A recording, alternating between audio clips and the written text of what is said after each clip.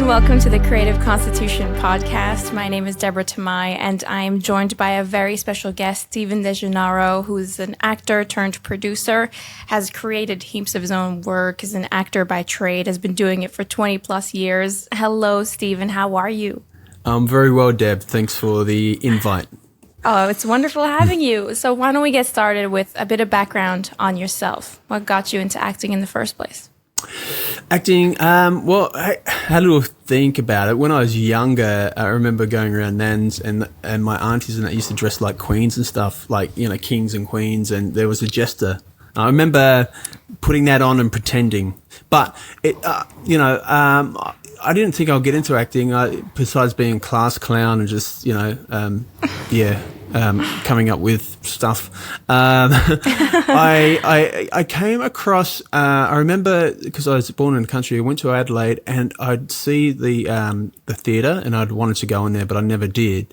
And I'd pick up books on acting, like Strasbourg and The Method and stuff like that. And I was just curious. So, but it took so long, because I just, I'd left it and stuff like that. And then I think I got into a short film and the director wanted me to actually be the hot guy for the girl, so he got me as an extra and brought me up closer. So I'd give her the look and then her boyfriend's looking at me, all this type of stuff. Yeah, nice. Yeah. But I got into acting, I think, through it's 16th Street, not 16th Street, it's Adelaide, in Adelaide, and I just did a course. So I did a course, 20-week course, fell in love with acting, and then I just pursued it, and so I'd audition, and I'd pursue teachers and stuff like that. So did you start getting your first few roles by going on sort of Facebook casting notices? How did you sort of start? Because the start is the hardest part when you have sort of nothing on your belt. Yes. What did you do there? Take us back. Well, Well, I didn't have Facebook then, but what I did was I'd read. You'd have your class and whatnot. You will see an audition on the board, or back.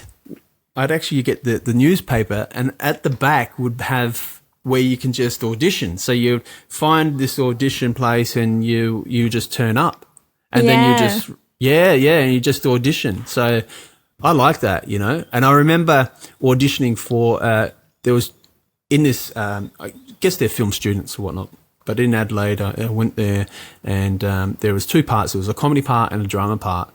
Two different, film students. So I thought, as an actor, I'll just audition for both. And I auditioned for the darker one, and I auditioned for it, playing a murderer and stuff, a junkie.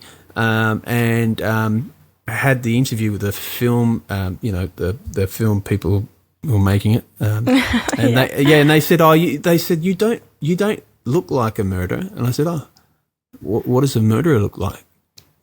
And anyway, I got the part. Oh, nice.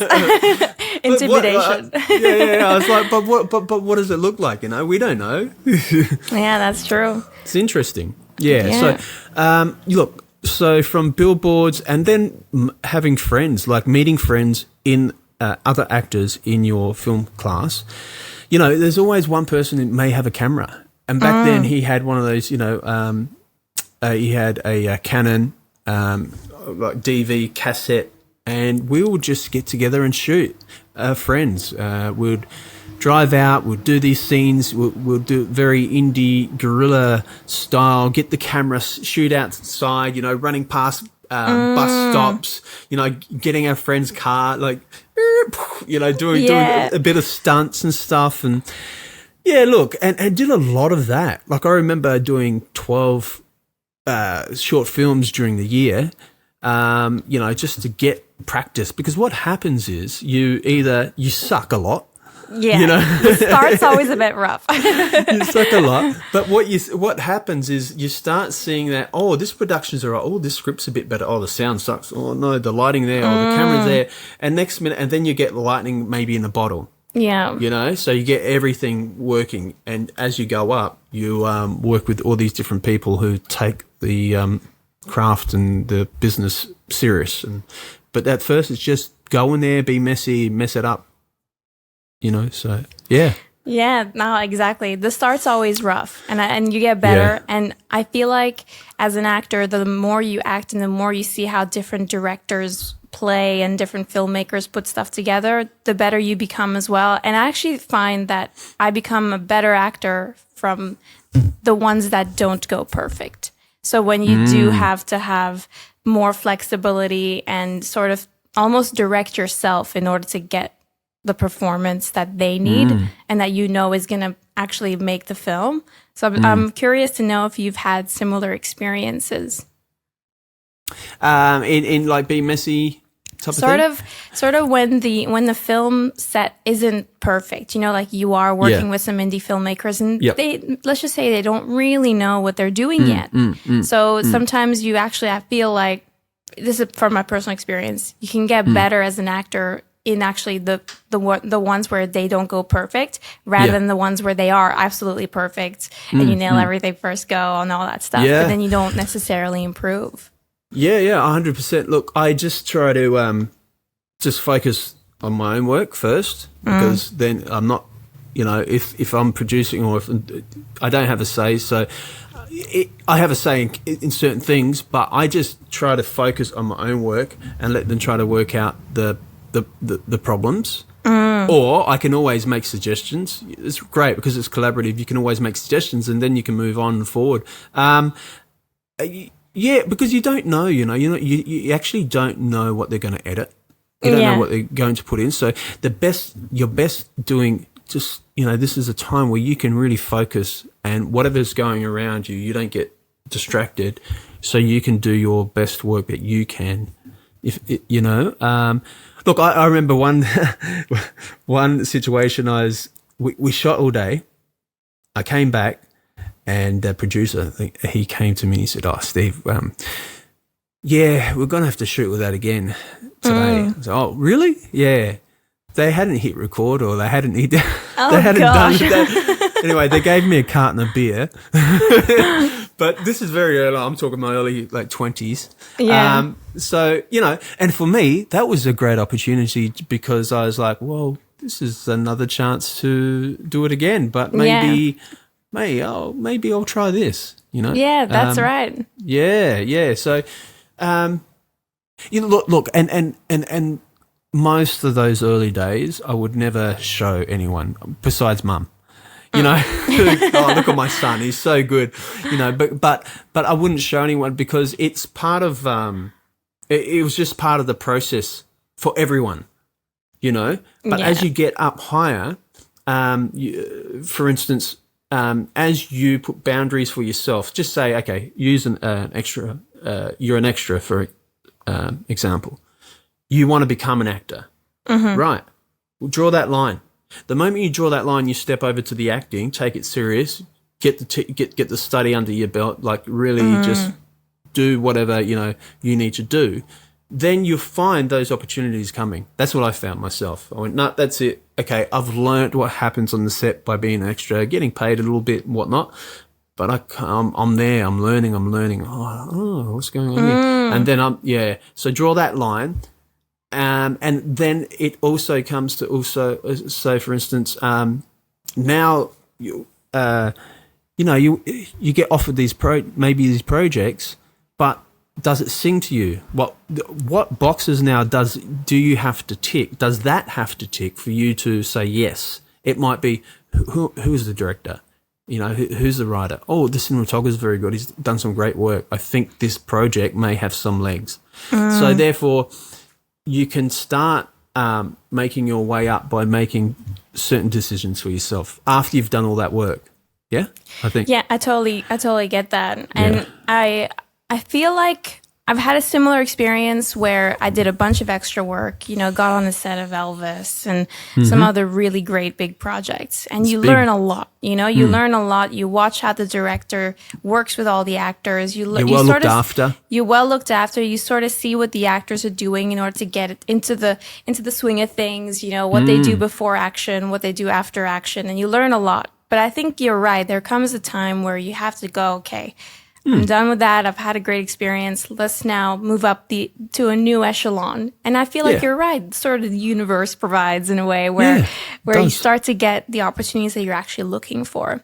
So with your career, when did you draw the line? Was it after the first year of acting, several years? Was it when opportunities started knocking? What did that look like for you?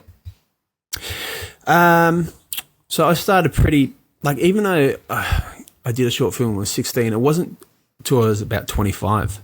I got an independent feature, I just started to, just from there, and of course, with throughout that time, I would have said no to the extra work.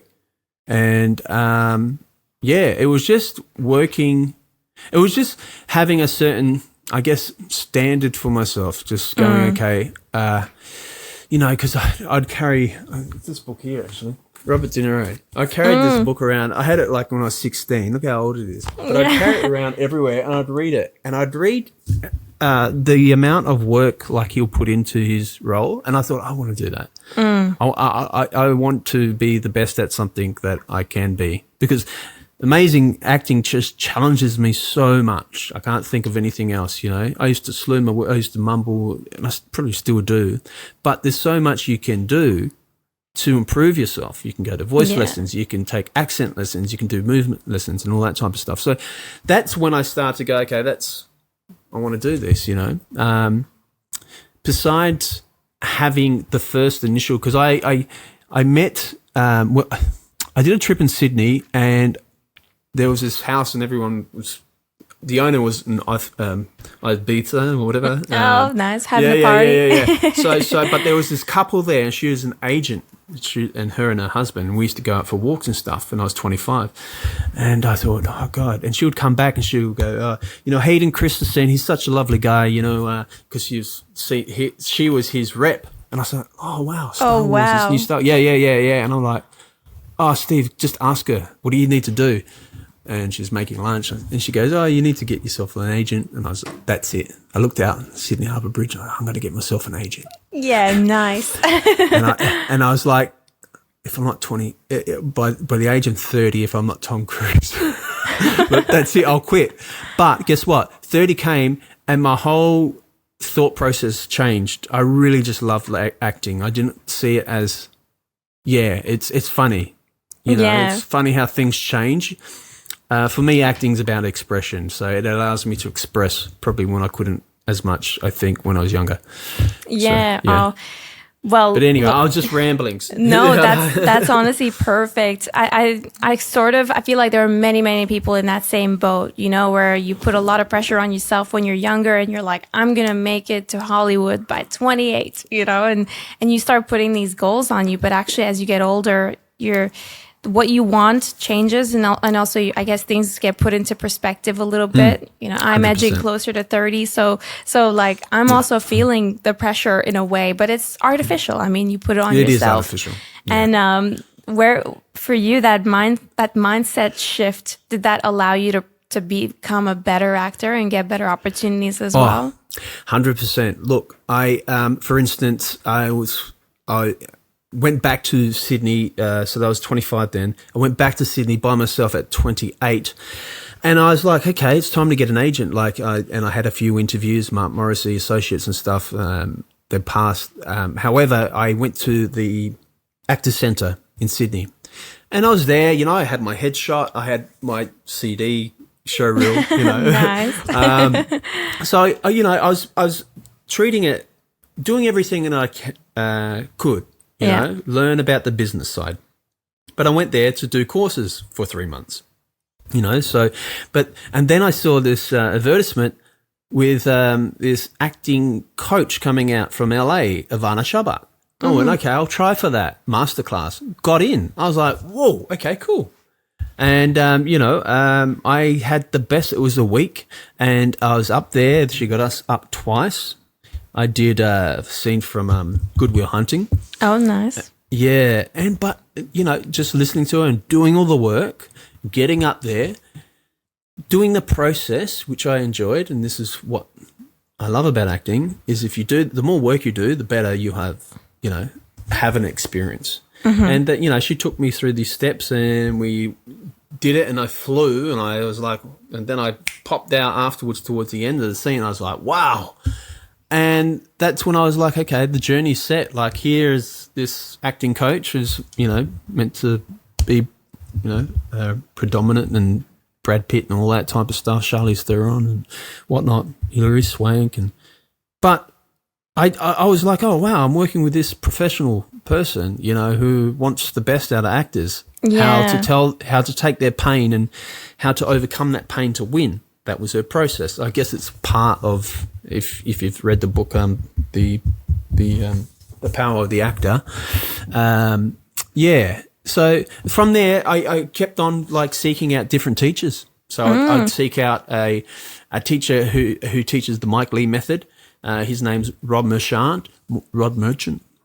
Sorry, Rob. So he teaches how, you know, there's a British director called Mike Lee, and he works with these actors and they distill it through recordings, their dialogue, but he sets up all these different scenarios as well. So you just take a real person in your life, you take their name, you take their employment and whatnot, and you've changed their name, you change their employment, and you know, maybe take on a mannerism and you practice that, and the director sets you up in these different situations. So that was good.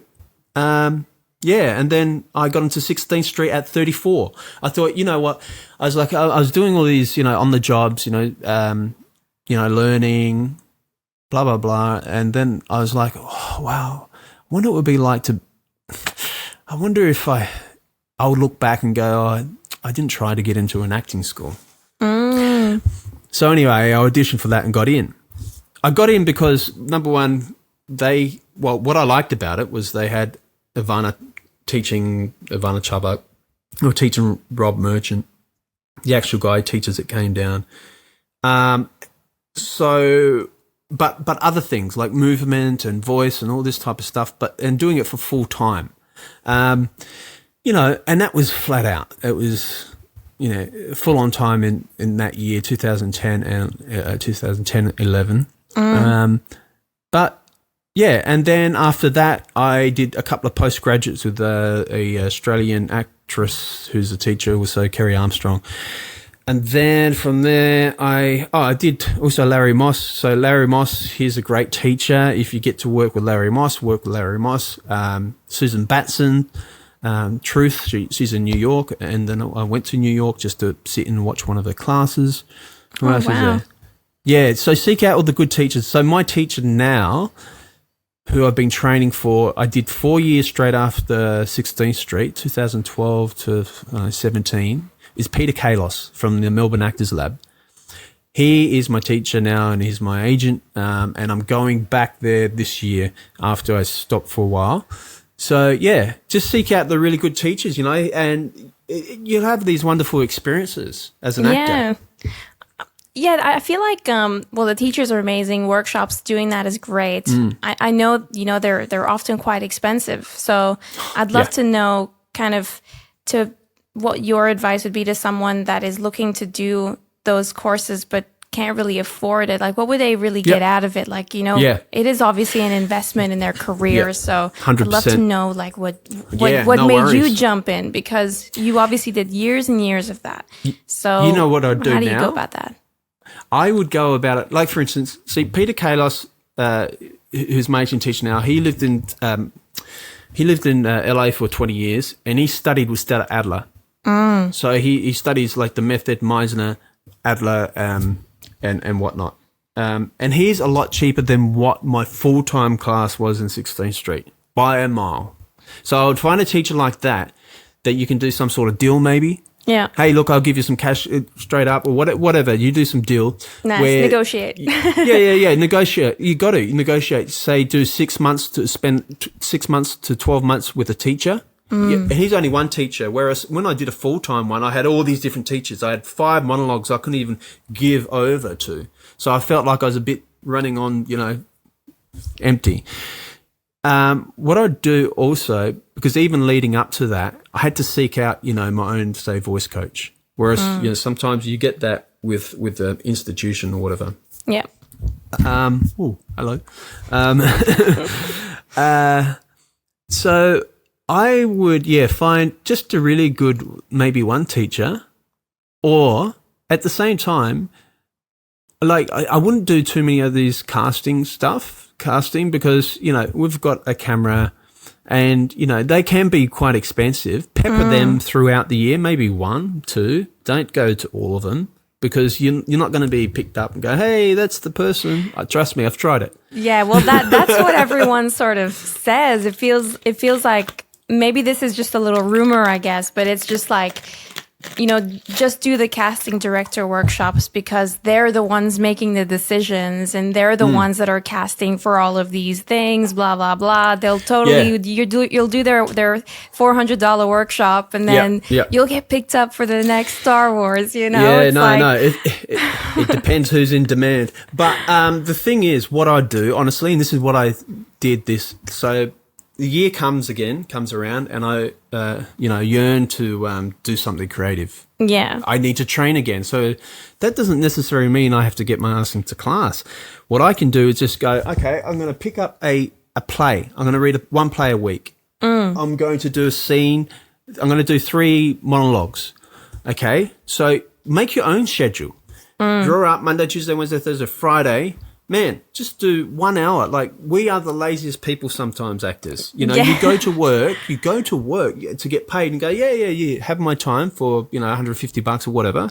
Yeah. But if you put that into your acting, which is you have 1, 2, 3 days, whatever, 1 day minimum is you work 8 hours and you work on a scene, you work on a play, you read a screenplay to see how they're structured, you watch movies, you work on an accent, you put on the music and dance like a twit,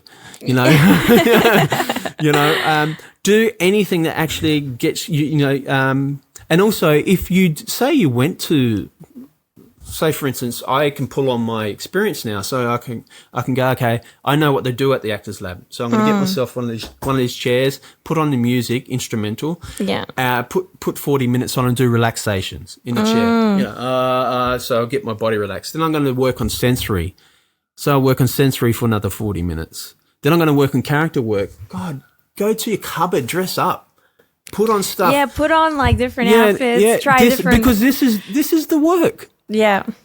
This is the work. It's no magic formula. There's a method, and there's the method of training in a certain way is that it's just like if you work in hospital, you're going to put on your outfit your and you're going to scrubs, go. Yeah. Your scrubs. So you can do that.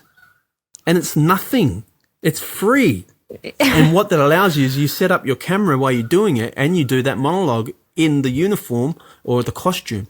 Or then you can discover and go, how does my character get up? How does he wake up in the morning? What is his morning routine? Is he religious? Is he not religious? Where is his private moments? Does he write left hand? All these things can happen, because then you're training. You need to, as an actor, we need to train our bodies. As an athlete, they train their bodies. So actors need to train their bodies and be ready. So there's so much you can do for free. It just takes time. And you don't need to pay all this money to go, I'm paying my money now, so I better do it. You know what I mean? Yeah, it sort of should be habitual already. I mean, this is what they say when this is what they mean when they say to do the work. This is the work. To do the work. That's this is it. There's no magic wand. And the people up on the top 2%, that have got they're marketed well. They've got great representation, of course. And a bit of luck always helps as well. But I'm pretty sure they do the same thing. Take Leonardo DiCaprio. He gets a script. He'll hire Larry Moss to break down the script. So, Leo, okay, these are the points you need to hit. This is what you need to work on to actually get your instrument going, to get you really there. Yeah. When it's this, and this. Oh, thanks. So I've employed him. He's done some work because he's just a busy man, busy woman, or whatever. So you can set yourself up like that. You know what I mean? But your way. You Yeah. can. Hey, sorry, I can't be doing that because I got to do some work on my acting.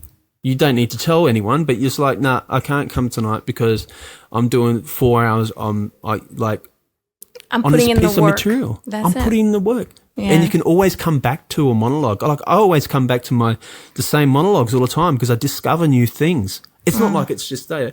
Like I pick up, Death of a Salesman, Biff. I'll pick that up and I'll just rework it again. Then I can go, okay, well, I don't want to do the Aussie accent. We'll do the New York accent or Brooklyn. Okay, Yeah, let's change it just up. take some tapes. Just work on that. I don't know, whatever. Yeah, that's it. And just work it. And it's for free. That's it. It's all in your hands. Oh, that's right. Go do the work. One of the things I wanted to ask you, because you turned into a producer, and I know that was probably out of necessity because you can do all the work, you can put And a in heaps writer. of years, Yeah. and then there comes a point where maybe you're not getting the roles you really want to play. So then it's the question of what do you do then? And I know you've created your own work and started learning those skills. So I really want to shift the conversation to that, and would love to know how that came about. Was that a frustration, creative endeavors? Like, what was the story? Yeah.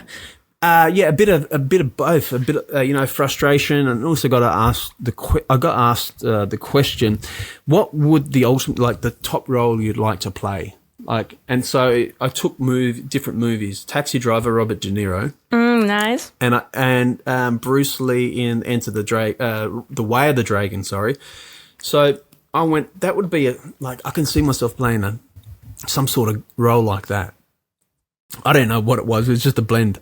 But what happened was, I just thought, well, you got to create your own work. And it was through doing a play called True West, Sam Shepard, that our teacher, Peter, got me to work with the other actor outside of class, and he just said, "Okay, you're playing brothers. You come up with a screenplay." Because the actual play is two brothers working on a screenplay. And so by doing that improv, it opened up my mind. I went, holy shit. Oh, you can just do this? You can just write? It's like asking for, it's like, oh, do I have to ask for permission? It's getting that click and go, I don't actually have to wait or ask for permission. Having said that, I did go to the VCA, Victoria College Arts, and I spoke to this woman the teacher there, and I said, I got this idea for this, movie and blah, blah, blah, and do you know any screenwriters? And she goes, do it yourself. Yeah. She goes, yeah. Schwarzenegger, Stallone, they do it. Yeah. Really? So I just wrote the draft. So I had all this coming up. It was going towards me breaking through and going, okay, that's it. Just do it. So I did write a first draft very quickly, and then I got the software, and I just started to write an outline, and I just kept working at it. I kept working at this screenplay called Raging Jake, and I was doing bits and pieces in between, but I thought, okay, I'll work on this. So what I'd do is I'd learn screenplay writing, the Sid Field, the 3-act structure, and then John Truby, which is the anatomy of story, and I'd clean the theatre, and I'd at night listening to podcasts of screenwriting, and I'd listen to John Truby had these different genres, thrillers, crimes, action, over and over and over. I'd listen, and I'd go home and I'd write. I actually I landed a role in 2015, and that paid for me to just keep working on the weekend and work on my script full time. So I taught myself how to write. At the same time, I was meeting other filmmakers, and they were offering me material. And I've got a really good mate now, Adam Jamsek. I'd love for you to actually talk to him one day. Yeah, sounds good. I said, look, I'll produce it as well. So I learnt producing. By doing it, we had 8 months pre-development, pre-production. Soft pre-production. Is this a feature, Raging Jake? The Raging Jake is a feature. So. So you jumped straight into creating a feature rather than you've been doing short films for a while, but But the feature I'm actually shooting later on November this year. So I've got a crowdfunding campaign up at the moment, but that's been 10 years in the making. Yeah. But I do have another piece. I believe, like, you know, so if actors out there, if you're working on your craft, if you're working on a character, just work on a character. This is I've worked on another screenplay as well called A Joyful Life, and it's a dramedy. But that screenplay came from all the improvisations that I did in class with this character I came up with. So I wrote a whole screenplay over that. And I could probably shoot that less than 10K, maybe 20K. Yeah. You know, and that's a different way in. So, you know, that's how you can create your own work, you know. I love that you went and you wrote it yourself as well. I think a lot of actors are like, oh, that's not my job. I'm an actor. I just want to act. And I think there needs to be that courage for creatives to just write the roles that they really want to do. So I did that with my own story pretty much. Yeah. I really wanted to play like, you know, a serial killer type character that loses the plot, you know, something crazy. Yeah. I really wanted to test myself and see if I could play something a little bit more complicated. And I wasn't getting the roles on Star Now and Backstage and whatever, you know, things on casting networks were just commercials. And I was like, you know what, I really want to actually do something interesting. And so I was like, I actually went out to try and find screenwriters, sort of same that you did, but it was just sort of like no one was getting my vision and like getting what I really was picturing in my head. And so then I was like, you know what, let's just try it. So I opened one of these free screenwriting softwares and I literally just started writing and punched out a draft in like a week or something for a short film. So it was only like 15, maybe like 16 pages. I forget exactly. But then still hard. But then it was hard. It was really tough. But I literally just like vomited the whole story on there. And then after a few iterations, I was like, this is actually pretty cool. I sent it to a couple people for feedback, improved this further. And then after that, that became like one of my biggest directing credits as well, because I directed and acted in it and produced it. So you honestly become a better actor by practicing all of those skills. And then you'll figure out like, okay, if I do this performance this way, I know that they're going to cut here and cut there. And you just learn so much. And from writing, turning the words into action, that was also a really big skill. Because now I read scripts differently. 100%. Look, and all the top... I say the top 2% of actors all do this. They've got their own production companies. They've got their own slate. You know, they work with different creatives because they know the reality of acting. It's so fickle and different. You could be hot one minute, not the other, and you're only as good as your next project. So it's really good to have different things on the boil. And also know that the good thing is once you make something, you've got something to offer other people. And, you know, if you're going feature films, scripts, currency. But also, like, because you've done it and I'm doing it, nobody can take that away from you ever. It's like playing an instrument and you've lost your piano or guitar, but you've picked up another one, you know how to play it because you've done the work. So it's very important that you learn and appreciate every aspect of filmmaking. You go, oh, wow. Yeah, cool. All right, cool. Yeah, I understand the editor. Yep, I'll just hang there a little bit more. You know, it'll be great in one way to go, oh, yeah, that's it. I want to be acting, you know, Christian Bale. But I'm not. I'm Stephen Degenaro and I have to make my own way in my own time. But at the same time, I've learned so much about producing and finance and I'm really it's like I've done 22 years of acting, but almost 10 of writing and it's coming up to 6 to 8 of producing. And it's just getting it all together. It has its own, obstacles and stuff, but, once you do it, it's I think it makes you more valuable as well. I think, when you think about it, it's show business, but really I think it's probably 40% show, 60% business. And I feel like as actors, we are, I hate to be demeaning sometimes, but we are sort of products. And if you go to a filmmaker And I've had this happen to me too, where I go, hey, I've directed stuff before. I have done this sort of genre before. I may not have had this specific role, but I've got sort of the knowledge and things like that. And you can bring more to a character because you have that background, and you know, you've spent weeks looking into how to produce a film, so you can help these filmmakers make projects as well. And all of a sudden you're like way more attractive to them as an actor, because you don't just bring them one little thing. It's like you bring this whole pie that they can use, take it or leave it, whatever. But I just feel like that it opens up more opportunities. Well, it does. It teaches you filmmaking, and like for instance, the short film it taught me how to apply for a permit. It taught me how to do a safety analysis. It taught me how to schedule. It taught me how to have storyboards in place, even if it's like crap drawings. Like, because I'm not an artist, it taught me how to do crowdfunding, how to ask for money, how to work with different people. It's amazing. And out there, if you feel stuck, like yourself and me at one time, it's just do the vomit draft. If it's writing, do the vomit draft. Yeah. Keep writing is rewriting. Keep rewriting.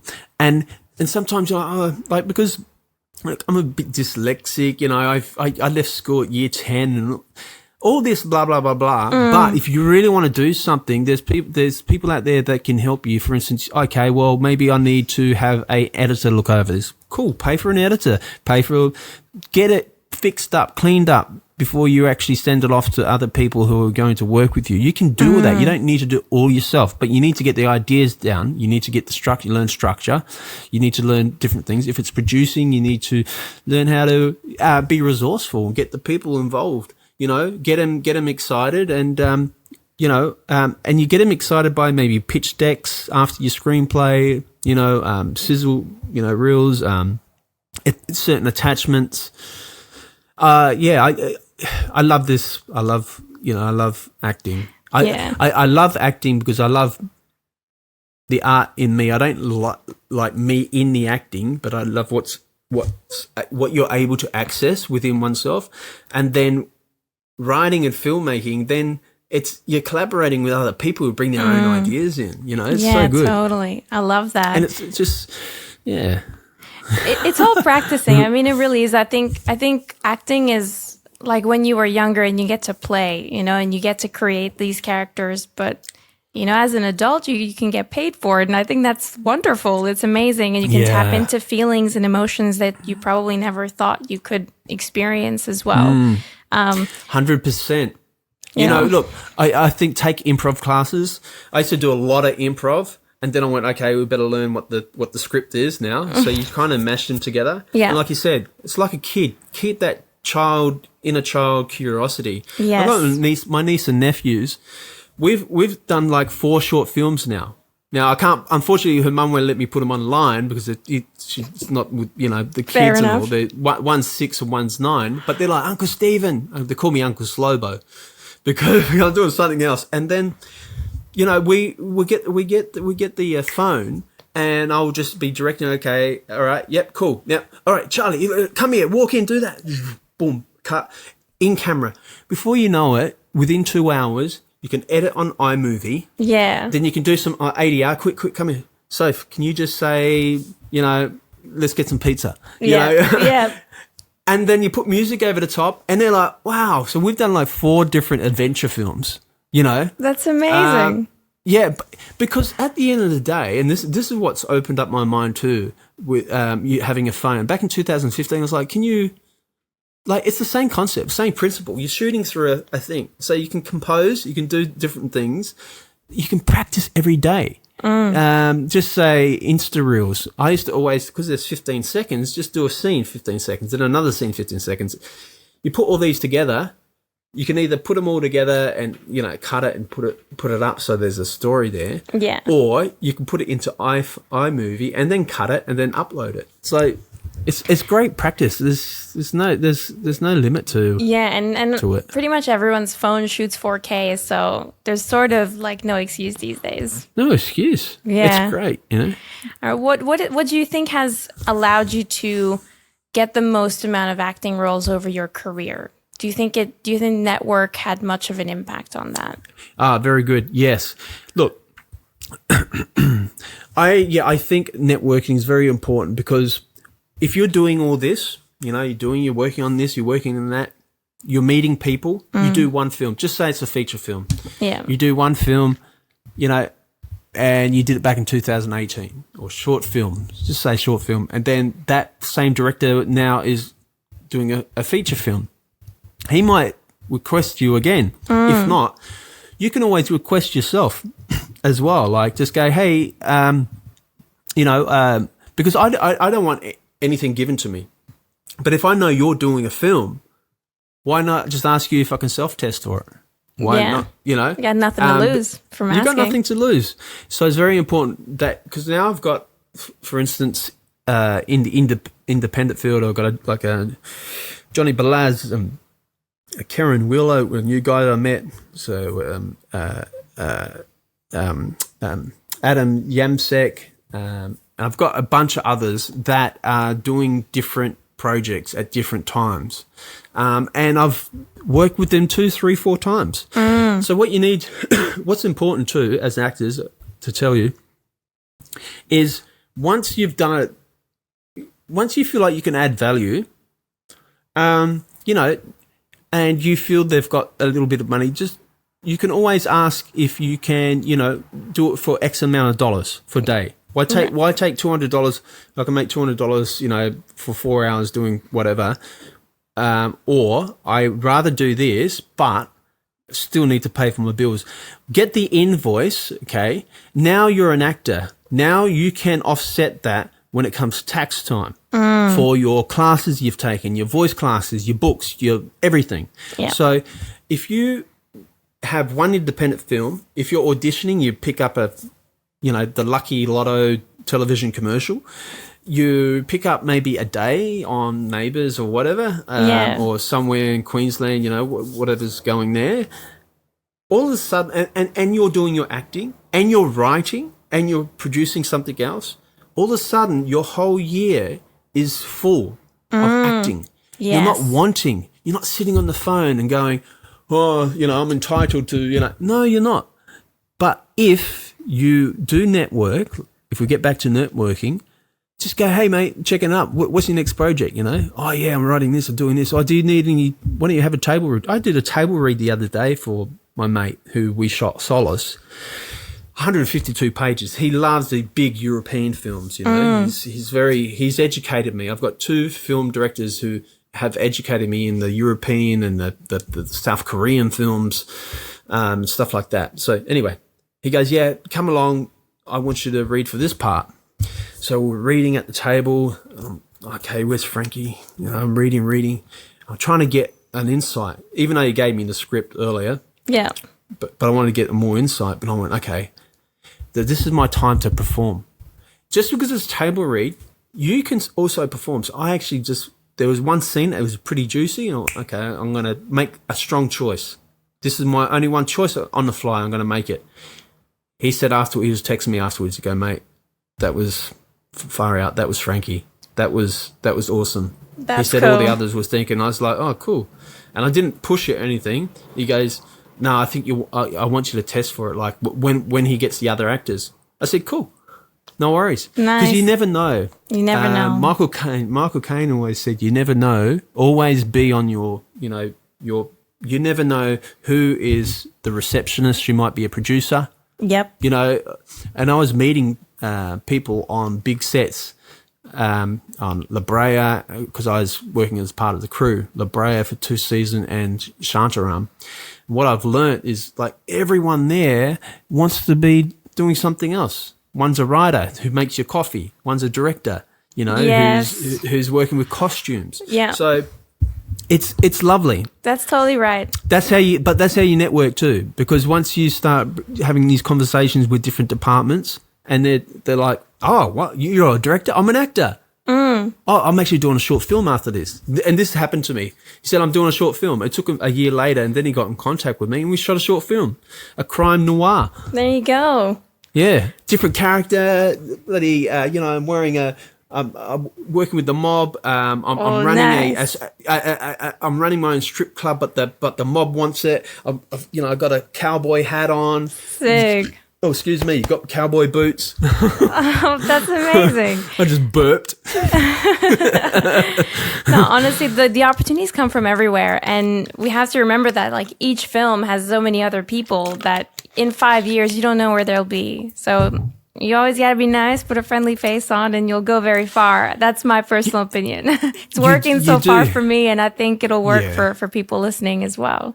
Well, you know what, Deb? At the end of the day, I go, well, I'm going to do this for the rest of my life. If it's not in front of the camera, I want to be able to have the knowledge and experience so I can give to the next generation and go, hey, look, I'm producing this or I'm doing this. To actually be in that position would be great. If I had a lot of capital today, not only to get my film up and running, like within 2-3 months. I would also, the other people I believe in, like all those other directors, for instance, that I've said, because I know they've got material and stuff like that. Just make your own material up, and also you can option material as well. That we can go into another talk about that another time, because I can talk. That's a big one. I can give you a lot of information. I don't know if I've got time. That's fantastic. Steve, you brought up some really great points, but I'd love to hear what you'd advise to someone that is starting out as an actor. Doesn't matter what age they are or anything. I'd love to know what you would tell them. I would, for instance, if you're in class, always be the first one to get up.